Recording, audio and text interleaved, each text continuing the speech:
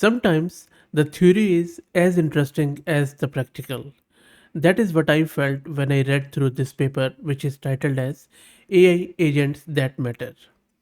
Before I delve into this paper, let me try to define what exactly an AI agent is.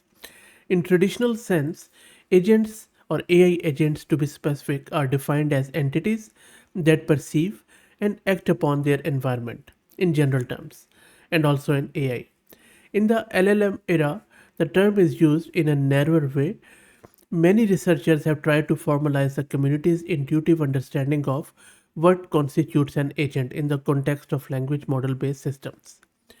Many of them view it as a spectrum, sometimes denoted by the term agentic rather than a binary definition of an agent. I think that perspective is correct. Also, there are a lot of definitions, lot of tools out there. They call themselves agentic, but how do you know which is purely and truly agentic and which one is not? That is where this paper tries to answer.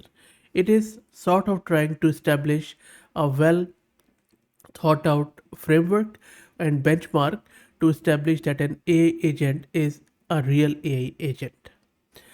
The thing is that there are many definitions, but we have to identify the factors that cause an AI system to be considered more agentic according to existing definitions.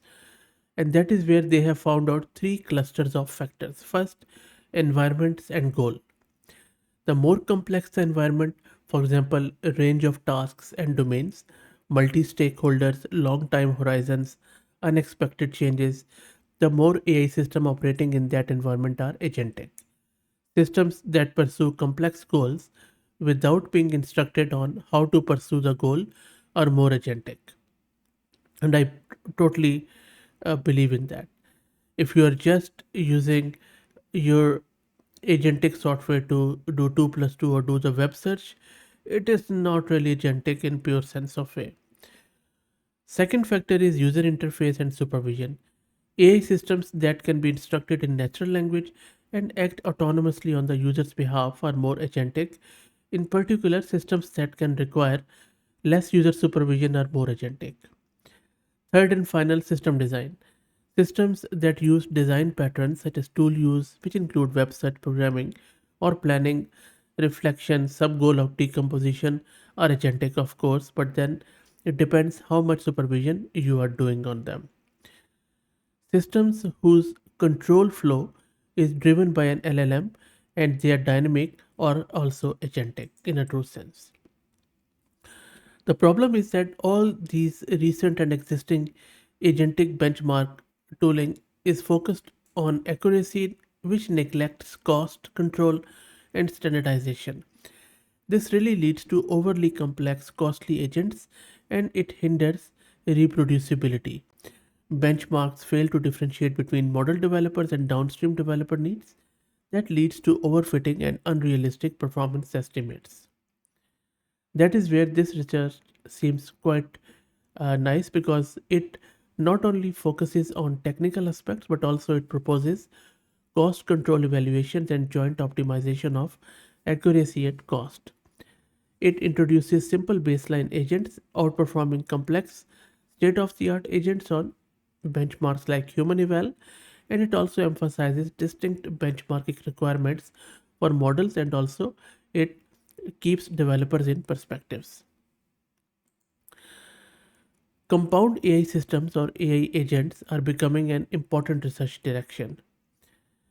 Compound AI systems or agentic software is going to be the best way to maximize AI results in the future. There is no doubt about this.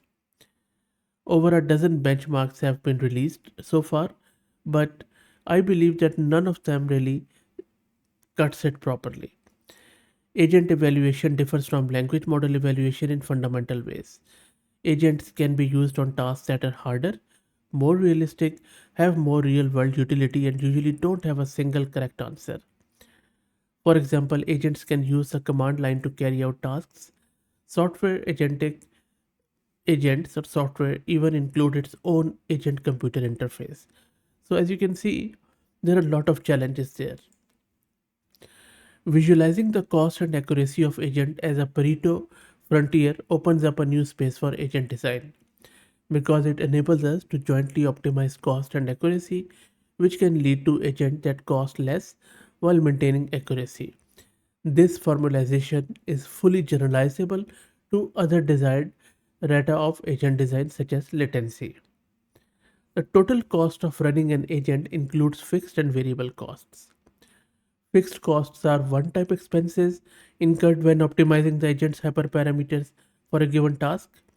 Variable costs are incurred each time the agent is run and depending upon the number of input and output tokens.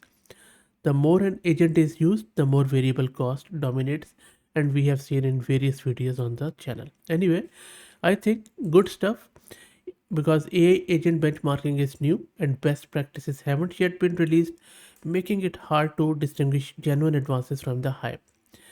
This project says that agents are sufficiently different from models that benchmark practices need to be rethought.